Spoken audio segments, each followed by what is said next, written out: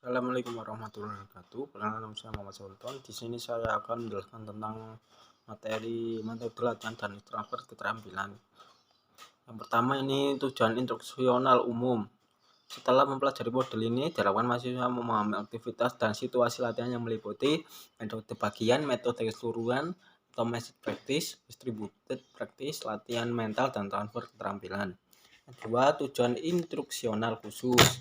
Setelah mempelajari model ini, diharapkan mahasiswa dapat menjelaskan instruksi keseluruhan, menjelaskan instruksi bagian, menjelaskan konsep masis praktis, menjelaskan konsep distributif praktis, menjelaskan latihan mental, menjelaskan transfer keterampilan.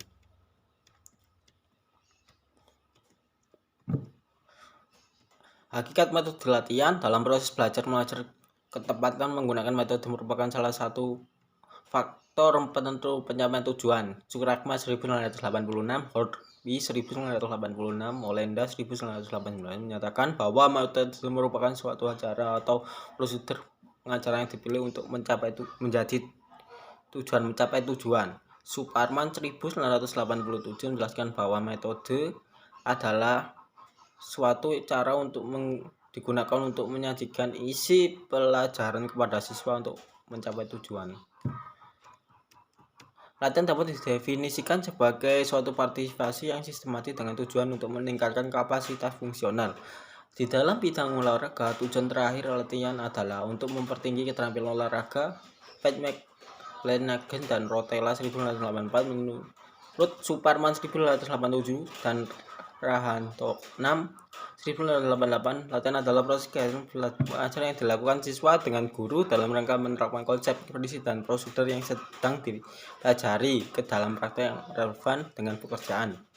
Dengan demikian, dapat dinyatakan bahwa metode latihan adalah suatu cara yang sistematis dan terencana yang berfungsi alat untuk menekan fungsi fisiologis, dan keterampilan gerak.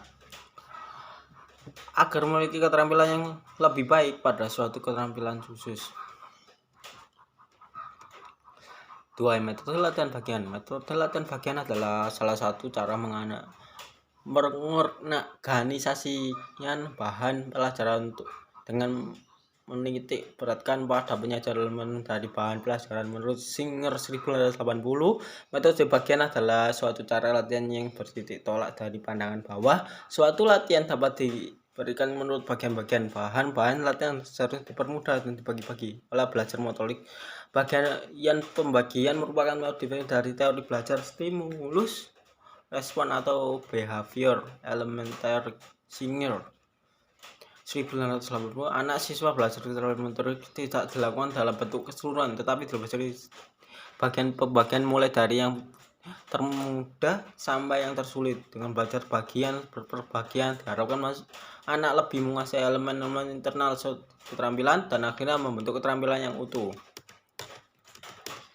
Penerapan teori koneksionisme dari Thorndike dalam belajar motorik adalah sebagai berikut. Siswa harus siap menerima materi stimulus bagi setiap fisik maupun psikis. B. Materi belajar dibagi bagian dan dilakukan dengan kondisi yang menyenangkan.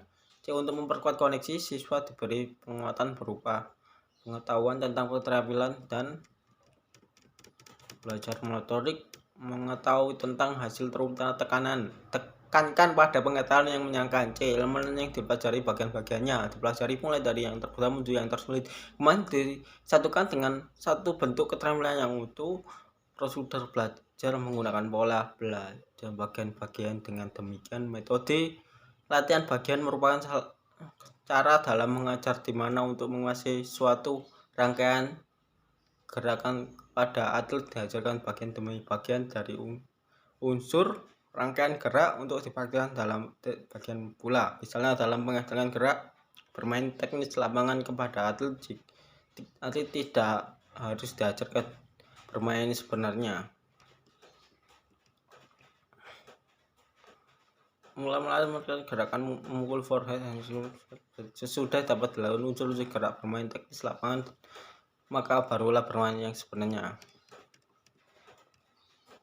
Metode latihan keseluruhan. Metode latihan keseluruhan adalah metode yang menitik beratkan kepada keutuhan dari bahan pelajaran yang ingin. Metode keseluruhan menggunakan teori Gestalt menurut Hal 1978, belajar yang mengacu pada teori gestek adalah belajar dengan melihat pola dan organisasi pada bagian dalam suatu keseluruhan yang berbeda di dalam suatu sektor permasalahan.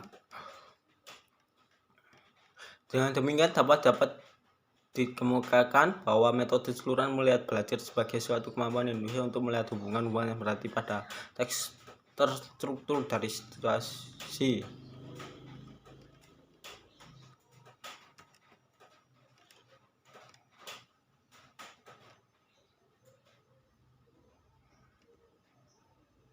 Itu sekian dari materi yang saya sampaikan ya, dari instruksional.